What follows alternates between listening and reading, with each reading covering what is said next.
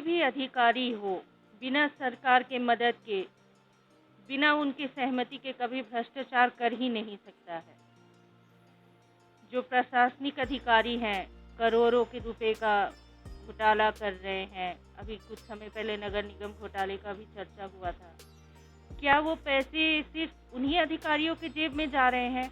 ऊपर जो महारथी बैठे हैं, चाहे वो एमएलए हो, एमपी हो, सीएम हो, उनके पास नहीं जा रहे हैं ये पैसे? तो भ्रष्टाचार को बढ़ावा तो सरकार ही दे रही है। ये अलग बात है कि वो ये स्वीकारती नहीं है।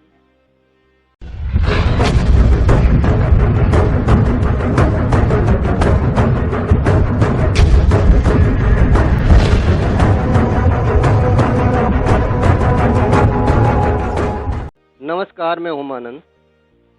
विशेष मुलाकात में आज हमारे साथ हैं जया शर्मा। जया शर्मा अभी महिला कांग्रेस की जिला अध्यक्ष चुनकर फरीदाबाद भेजी गई हैं। कुछ ही समय हुआ है, उन्होंने हलचल मचा दी है कर्मचारियों में, खास तौर पे सरकारी कर्मचारियों में।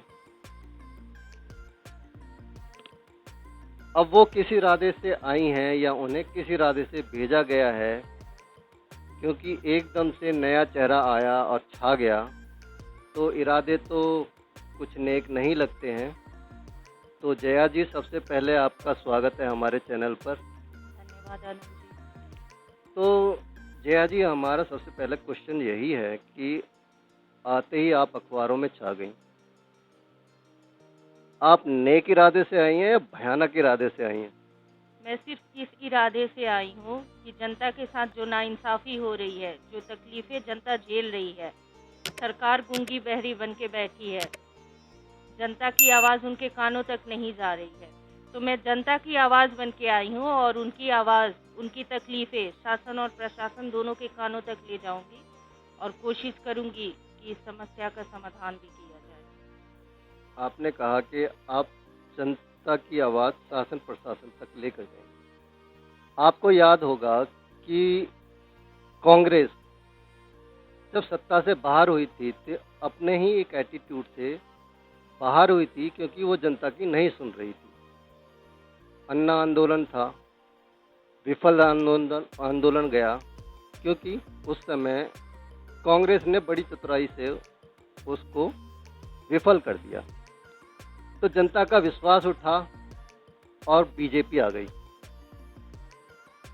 और 10 साल हो गए हैं, 9 साल हो गए हैं, वो विश्वास अभी तक कांग्रेस वापस नहीं ला पाई है। तो आप उस विश्वास को लाने में ऐसा क्या करेंगी जो जनता आपकी तरफ फिर से मुड़ जाए?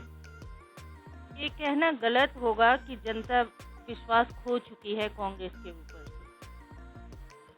कांग्रेस ने जनता का हमेशा ध्यान रखा, ख्याल भी रखा। मैं ये मानती हूँ कि चूक हुई, बहुत जगह चूक हुई कांग्रेस से, लेकिन अब कांग्रेस एक पार्टी की तरह नहीं, एक जन आंदोलन की तरह काम कर रही है। और जिसकी मसाल कांग्रेस का हर एक बंदा अपने हाथों में लेके जन सेवा के लिए आगे बढ़ रहा है। मसाल है, लेकिन सबके हाथों में अलग अलग है। उस मसाल की रोशनी इतनी ज़्यादा नहीं हो पा रही है जो होनी चाहिए। आपको नहीं लगता कि अगर ये मसाले एक साथ आ जाएं तो रोशनी ज़्यादा होगी, उजाला ज़्यादा होगा? अगर सारे मशाल अपने हाथ में लेके एक ही दिशा में बढ़ेंगे तो फिर बाकी दिशाओं का क्या होगा? ये कहना गलत है कि सब अलग अलग अपनी अपनी दिशा में काम कर रहे हैं। ऐसा नहीं है। हर एक दिशा में जाके जनता के बीच उनकी समस्याओं को जान रहा है, बूझ रहा है। और इस समस्या से निजात दिलाने के लिए हर एक कांग्रेसी वक्त आने पे एक छत के नीचे होगा और इस सरकार से जनता को परेशानियों से निजात दिलाएगा। हमारी इत्तेफाकन एक मुलाकात हुई थी जवाहर कॉलोनी में, या पर्वतिया ऐसा ही कुछ नाम था। मैं वहाँ रिपोर्टिंग कर रहा था, तो मैं नीरज जी के पास जा रहा था कुछ सवाल करने के लिए। तो रास्ते में बहुत सारे लोग खड़े होते हैं। मैंने पूछा, भाई क्या बात है? कहते जी नाली पानी की समस्या है। तो मैंने उनकी रिपोर्टिंग की तो उन्होंने बताया कि हम वाकई बहुत ज़्यादा परेशान हैं, कोई काम नहीं हो रहा। और थोड़ी देर बाद आप आ गई और सुना है कि अगले दिन वहाँ काम भी शुरू हो गया था। मुझे लगा मेरी रिपोर्टिंग की वजह से शुरू हो गया। वो आप बताएंगी कि आपने जो वहाँ पे तेवर दिखाए थे उसकी वजह से हुआ है या मेरी रिपोर्टिंग की वजह से हुआ? सर, एक बंदा अकेले कुछ नहीं कर सकता है। जो भी वहाँ काम हुआ वो जनता के सहयोग से, आपके सहयोग से, हम सबकी एकजुट होके आवाज़ उठाने की वजह से वहाँ काम हुआ। तो फरीदाबाद वो एक जगह थी। हम जो देखते हैं, मैंने कई रिपोर्टिंग्स की हैं, बल्लभगढ़, फरीदाबाद, न्यू फरीदाबाद, ओल्ड फरीदाबाद, सारा फरीदाबाद गंदगी से भरा पड़ा है। मैंने कई जगह मेल्स भी किए हैं। मैं अपनी तरफ से जनता की सेवा करने की कोशिश करता हूँ। जनता मुझे लाइक नहीं करती है, पसंद नहीं करती है, वो बात अलग है। वो हमारी रिपोर्टिंग्स को शायद देखती भी नहीं होगी कि मैं कितनी मेहनत करता हूँ आप लोगों की आवाज़ पहुँचाने के लिए। एक पत्रकार के नाते मैं जो फर्ज है मैं करता हूँ। आप एक नेता हैं, आने वाले समय में चुनाव भी घोषित हो जाएंगे नगर निगम के। तो इस जो समस्या है गंदगी की, पानी की, गंदे पानी की, आप इससे कैसे निजात दिलाएंगी इस फरीदाबाद की जनता को? हमारी सरकार अगर 2024 में आती है तो सबसे पहले जो बेसिक प्रॉब्लम्स है, जो ज़मीनी स्तर पे प्रॉब्लम्स है, जो कि गंदगी है, गटर का प्रॉब्लम है, रोड्स की दिक्कतें हैं, इस पे सरकार काम करना शुरू करेगी।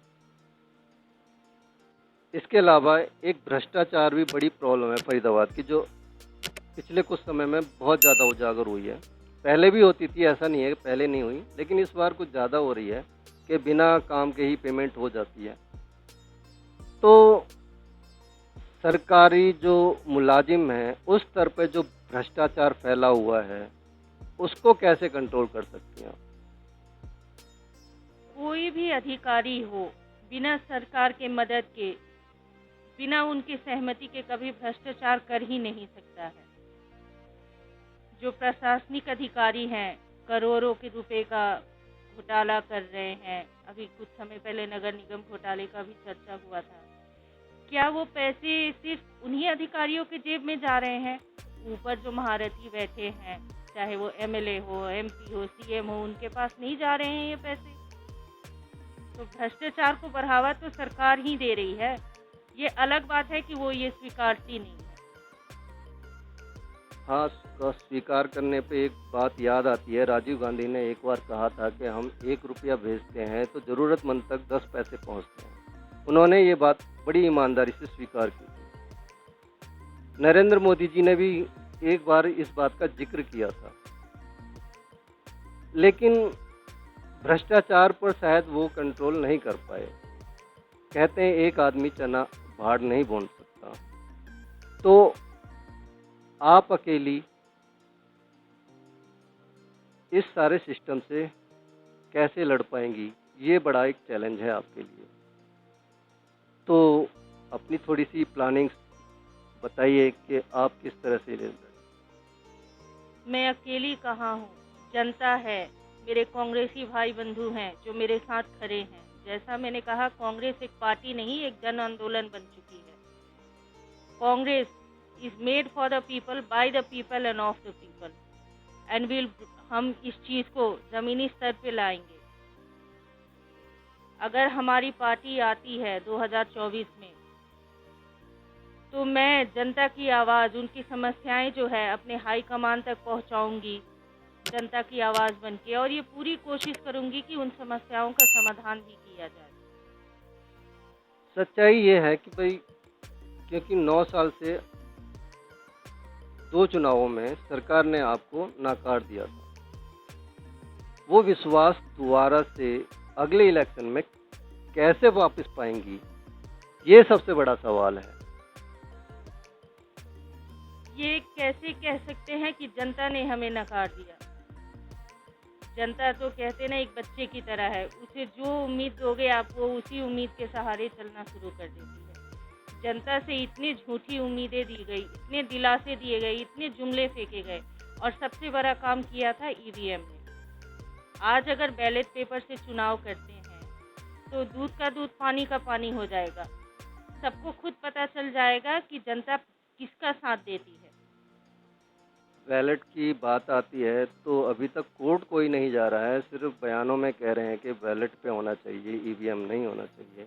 अगर उसमें कोई गड़बड़ है तो साबित करके उसे बैलेट पे लाना चाहिए। चलिए हम उस पे बहस नहीं करेंगे क्योंकि बहुत लंबी बात चली जाएगी। अभी नगर निगम के चुनाव आने वाले हैं तो उसको लेकर आपकी क्या प्लानिंग है? नंबर 2, मुख्यमंत्री जी आ रहे हैं शहर में, आप उनसे क्या कहना चाहिए? नगर निगम के चुनाव की ये प्लानिंग है कि हम डोर टू डोर कैंपेनिंग करेंगे, पब्लिक से मिलेंगे, उन्हें कन्विंस करेंगे, कांग्रेस के स्वर्णिम इतिहास के बारे में उन्हें बताएंगे। और दूसरी बात, मुख्यमंत्री जी के फरीदाबाद के दौरे की। तो मुख्यमंत्री जी फरीदाबाद आ रहे हैं अपने 9 साल की उपलब्धियों को गिनवाने। मैं भी उनसे ये प्रश्न करना चाहूँगी, इनफैक्ट उनसे मिलके ये सवाल करना चाहूँगी कि 9 साल में क्या उपलब्धियाँ करवाई हैं बीजेपी ने। सिर्फ वहाँ टोल पे, हाईवे पे खड़े होकर उपलब्धि गिनवाने से नहीं होगी। खट्टर साहब, आपको मेरे साथ फरीदाबाद के एक एक गली में घूमना पड़ेगा। वहाँ देखना पड़ेगा आपके बीजेपी ने कितना अच्छा काम किया है। जो गटर ओवरफ्लो हो रहे हैं, लोगों के घरों में गंदा पानी जा रहा है, पीने का पानी नहीं आ रहा है, सड़कों पे जगह जगह कूड़ा फैला हुआ है, गाय ऐसे ही घूमती है। आप ही की सरकार कहती है ना गौ माता है। फरीदाबाद के सड़कों पे आके देखो, स्मार्ट सिटी में गाय कितने सड़कों पे घूम रही है, जिनकी वजह से 80% एक्सीडेंट्स होते हैं। क्या यही स्मार्ट सिटी बनाने की उपलब्धियां गिनवाने आ रहे हो? अगर आ रहे हो तो आप मत आओ फरीदाबाद, क्योंकि आप सुन नहीं पाओगे अपनी उपलब्धियों को खट्टर जी। और अगर हकीकत में जनहित के लिए आ रहे हो तो पब्लिक से, आम जनता से पूछो कि उनकी क्या समस्याएं हैं।